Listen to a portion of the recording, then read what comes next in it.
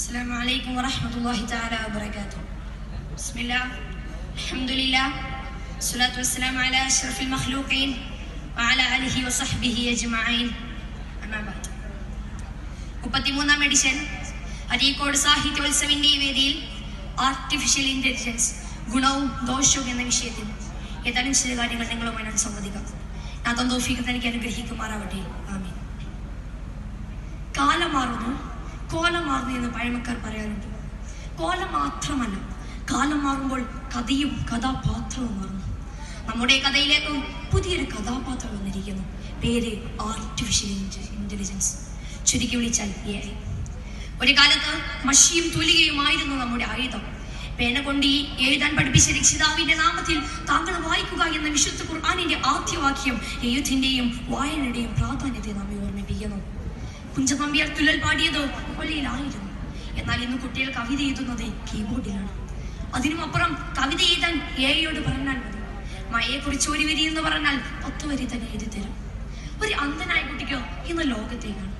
ഫോണിലെ ക്യാമറ ഉപയോഗിച്ച് ചുറ്റുമുള്ളത് എന്താണെന്ന് AI പറഞ്ഞു കൊടുക്കും.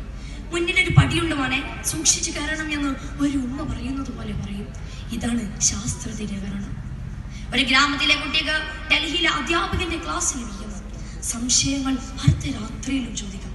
AI ഉറങ്ങാറില്ല. കൃഷിക്കാരന്റെ വിയർപ്പിന് AI കാവലിരിക്കുന്നു. നാളെ മഴ പെയ്യും, ഇന്ന് വെള്ളം ഒഴിക്കേണ്ട എന്ന് ഉപഗ്രഹമായി നോക്കി പറയുന്നു. കീടങ്ങൾ വരുന്നതിന് മുമ്പേ മുന്നറിയിപ്പ് നൽകുന്നു. എന്നാൽ വെളിച്ചമുള്ളിടത്ത് നീയലും ഉണ്ടാകും. ഏറ്റവും വലിയ നീയൽ മനുഷ്യന്റെ നിസ്സഹായതയാണ്. തപാൽ എഴുതിയിരുന്ന ആളുടെ ജോലി ഇമെയിൽ കൊണ്ടുപോയി. ഇനി കഥ എഴുതുന്ന ആളുടെ ജോലി AI കൊണ്ടുപോകുന്നു. പണ്ട് വെള്ളത്തോൾ പാട്ടിയതുപോലെ എന്റെ ഭാഷ എന്ന് നിലവിളിക്കേണ്ടി വരുമോ നമ്മുടെ സാഹിത്യകാർക്ക്? AI പറഞ്ഞതെല്ലാം വാസ്തവമായി കൊള്ളണമെന്നില്ല. അതിൽ സത്യവും അസത്യവും ഒരുപോലെ ഉണ്ടായേക്കാം. അപ്പോൾ സത്യം ഏതാണ്, മിഥ്യ ഏതാണെന്ന് തിരിച്ചറിയാൻ കഴിയാതെ വരും. പിന്നെയുള്ളത് മനുഷ്യന്റെ ആലസ്യമാണ്. തീപ്പെട്ടിയുടെ ചിതി ഉണ്ടാക്കിയിരുന്ന മനുഷ്യരെന്ന് ലൈറ്ററിന്റെ ബട്ടൺ അമർത്തുന്നു. നാളെ ചിന്തിക്കാൻ പോലും AI ബട്ടൺ അമർത്തേണ്ടി വരുമോ? അങ്ങനെ വന്നാൽ പുസ്തകങ്ങൾ വേണ്ട, അധ്യാപകൻ വേണ്ട, പള്ളിക്കൂടം വേണ്ട, ഒടുവിൽ തന്റെ തലച്ചോറ് തന്നെ വേണ്ടതാകും. ഇതിനർത്ഥം നാം AI മാറ്റി വെക്കണമെന്നാണ്? ഒരിക്കലുമില്ല. തീ ഉണ്ടാക്കിയത് ചോറ് വെക്കാനാണ്, വീട് കത്തിക്കാനല്ല. കത്തി ഉണ്ടാക്കിയത് പച്ചക്കറി എരിയാനാണ്, കഴുത്തറുക്കാനല്ല. അതുപോലെ AI ഒരു കത്തിയാണ്. ഉപയോഗിക്കുന്നത് എങ്ങനെയെന്നതിലാണ് കാര്യം. AI കൊണ്ട് നാം ചിത്രം വരപ്പിക്കണം, ഭാവന നമ്മുടേതായിരിക്കണം. അതിനെ കൊണ്ട് നാം കണക്ക് കൂട്ടിരിക്കണം. എന്തിനാണ് കൂട്ടുന്നത് എന്ന ലക്ഷ്യം നമ്മുടേതായിരിക്കണം. AI ഉമ്മ എന്ന് എഴുതാൻ അറിയാം, പക്ഷെ ഉമ്മ എന്ന് നെഞ്ചു പൊട്ടി വിളിക്കാൻ അറിയില്ല. AI പ്രണയം എന്ന വാക്കിന്റെ അർത്ഥം അറിയാം, പക്ഷെ അതിന്റെ കയ്പും അതിലും അറിയില്ല. AI മരണം എന്നതിന്റെ ഡെഫിനിഷൻ പറയാം, പക്ഷെ തന്റെ ഉറ്റവർ പോകുമ്പോഴുള്ള നെഞ്ചിലെ ശൂന്യത അറിയില്ല. അതാണ് മനുഷ്യൻ. നമ്മുടെ ബലം നമ്മുടെ വികാരമാണ്, നമ്മുടെ ബലഹീനതയും അതുതന്നെ.